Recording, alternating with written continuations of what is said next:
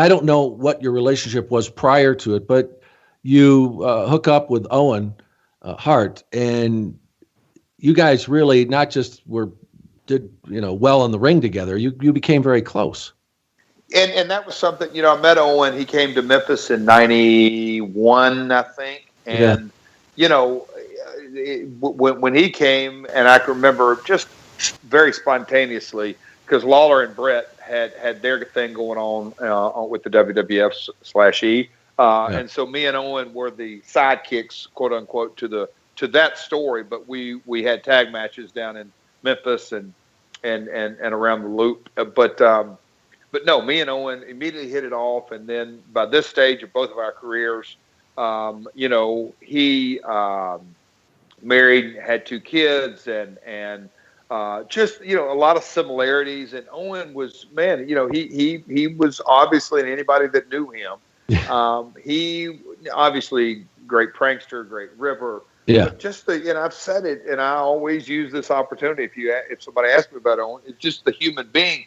I was attracted to the integrity and the realness and the humanness, and that I could get in a car with him and we could drive 15 miles or 300 or 400 miles. You didn't have to talk about wrestling, and if you did talk about wrestling, we were both sons of promoters, and so we looked at it from a different perspective and had funny stories about our old men or territory days or territory stories. But just on life in general. And Owen really, really was a wise man, and I just always enjoyed so much about traveling with him, and he's a legendary ribber and prankster, but he's also a legendary. He could go on tours and spend zero money, and I was always marveled at how.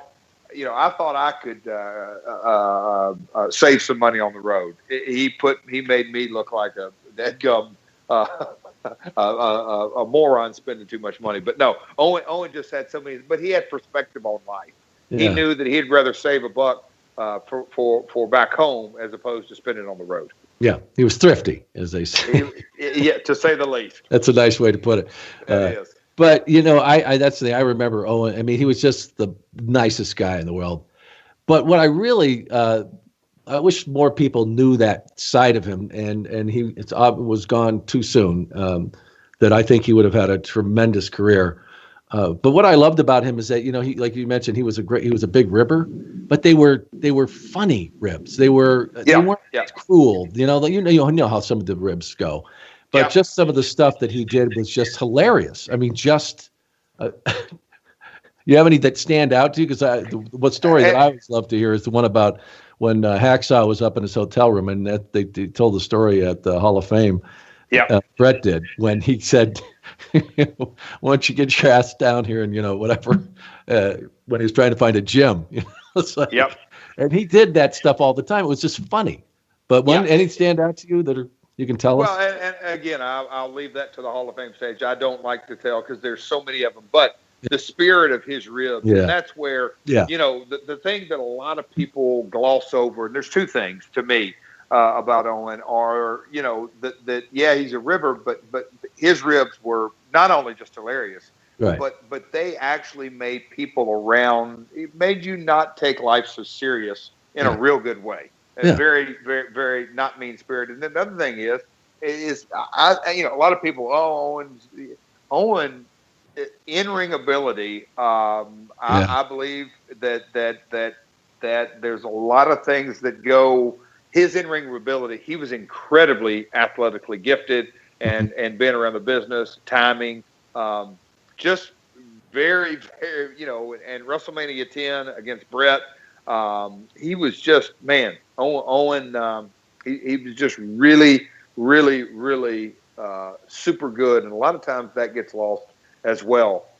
People obviously remember it for the tragic accident, but and the ribbing. But his in-ring ability is incredible. Yeah, and you mentioned that tragedy. I mean, it was at the Over the Edge event, and people talk about many times about that you did a promo, or you had to cut a promo and go out and do a match And at that time, I think that, people say it was just so much chaos. Nobody knew really what had happened, what his condition was. How did you get through that? When they said, "Hey, show must go on." That must have been one of the most difficult things you've ever had to do.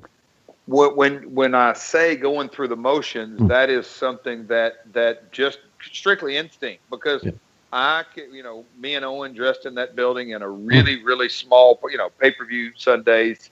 There's, every nook and cranny's filled with wrestlers or production crates or whatever. And we'd found a small locker room, and I can remember him walking out and the dressing room, and I was on after him, and I knew that I had a good 15, maybe even 20 minutes, and it was literally minutes. I hear somebody screaming, "You're up, you're up, you're up." And I'm like, "No, I'm not." And they go, "Yeah." And I can remember, "What?" And I'm, thank God my boots, I was essentially ready, but I had no idea. And I can remember walking down the hall. They said he had an accident. It was, nothing ever. And obviously in your wildest dreams could, it's a blown out knee or whatever, just something so trivial. And you get on set, and to this day, I haven't watched it back.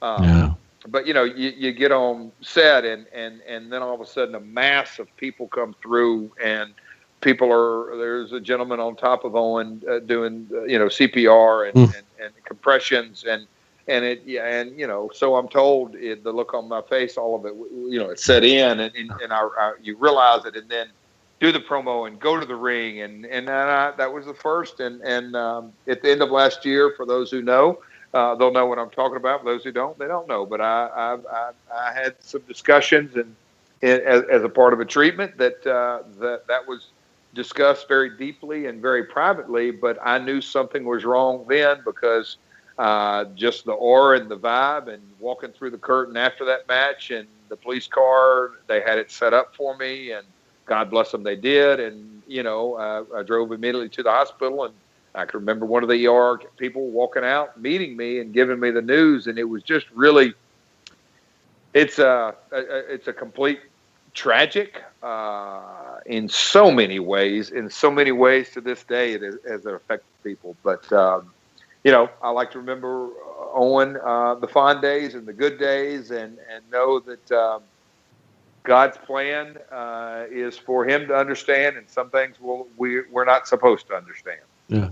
Well, and you mentioned that you recently were involved in rehabilitation treatment, and you talk about how that was something that you had held inside for all these years.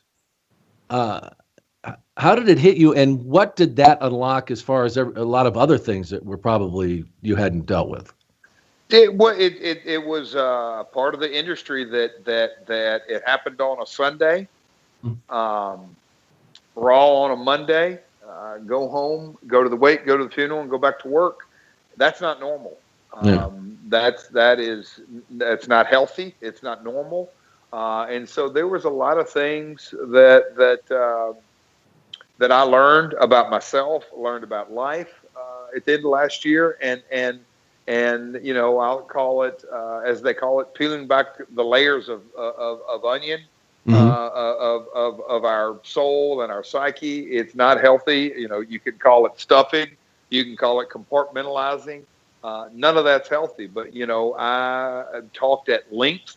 Did a lot of good cries, and just trying to understand, exactly how all that affected me. And, it was tough because, again, my family being around the business, I understand that, anybody literally in their right mind that would think that it was anyone's true fault. Now, easy for me to say sitting on this side of it, but I've been around enough things in my life to know that accidents happen.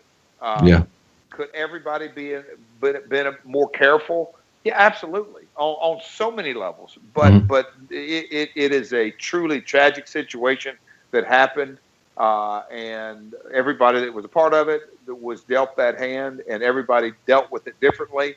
I chose to deal with it by not discussing it, not talking about it, moving on in the most positive light, always talking, glowingly, and never wanting to go to that dark side and talk about those kind of issues that happened and that went down, and being interviewed. And I can remember, and I still believe this, Vince McMahon, solely Vince, nobody else, not Linda, not any of his inner circle at that time, nobody. It rests squarely on his shoulders, and he had a decision that was wrong regardless of the decision he made. Mm-hmm. And no right answer. No right, and I know Vince well enough to know he knew that. And so that's tough. But he took it. Obviously it got into a really unfortunate litigated part of life. But he put his best foot forward and kept on. And my hat's off to him and his family, because that nobody wanted. I mean, it's just truly tragedy.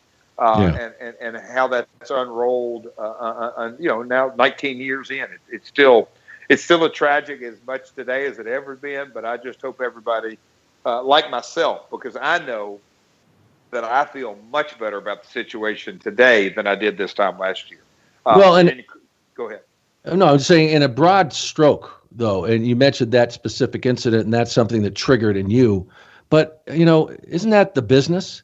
It's a very solitary business, and it is. I don't know if there's a tougher business on the planet. The ones that are successful in doing this podcast, to tell you, and talking to people that have become successful, they are incredible human beings, because what they endure in this business, I don't know if there are many that are like it. I'm sure there are, but with the broad stroke there, isn't that though the sense that you keep going. You got to have this skin that's not leather. It's like Kevlar to be able to succeed.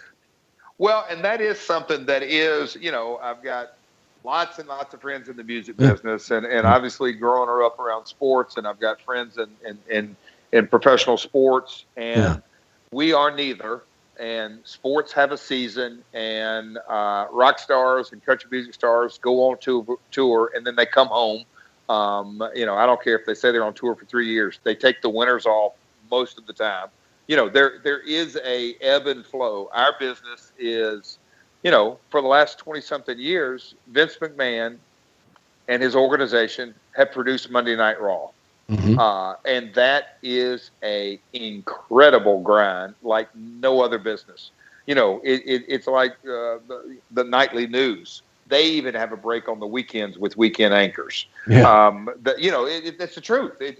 What other form of entertainment tours 52 weeks a year and puts out Raw, puts out SmackDown, however you want to say it. It's just an ever, it's a grind. And I grew up in the era that you didn't miss anything, ever. Yeah, the biggest night of WrestleMania is Monday, the next night. It never stops. That's week 1. And week 52 is the night before, and you start all over.